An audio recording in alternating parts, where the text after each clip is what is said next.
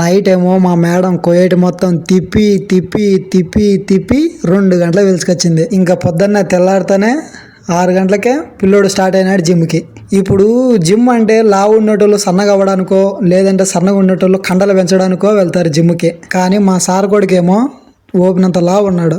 ఇక్కడ జిమ్ చేస్తాడు 1 గంట, ఇంటికి వెళ్ళి దుమ్ముగా తినేస్తాడు, లేదంటే కేఎఫ్సీలో తినేస్తాడు, లేదంటే మెక్డొనాల్డ్స్లో తినేస్తాడు. సరేలే వీళ్ళ గురించి మనకెందుకులే. కానీ ఈ జిమ్ బయట పార్క్ చూడండి ఎంత బాగుందో, చాలా అయితే బాగుంది పొద్దున్నే చూడడానికి. ఇంకా జిమ్ డ్యూటీ అయిపోగానే పిల్లోని ఎత్తుకొచ్చి ఇంటికాడ దింపేసిన. ఇంకా వెంటనే కటింగ్ షాప్కి వెళ్ళి మొత్తం గుండెకి ఎక్కించి పడేసిన.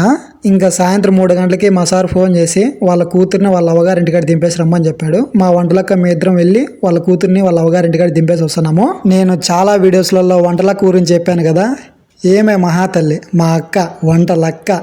నన్ను ఎంత మంచిగా చూసుకుంటుందంటే టైంలో పెడుతుంది మంచిగా తిను అనేసి, అదేదో ఏమో సొమ్ము పెట్టినట్టు. సరేలే ఏమో పంచాయతీ కూడా మనకెందుకు లేకనే చెప్పుకుంటే చాలా ఉంది.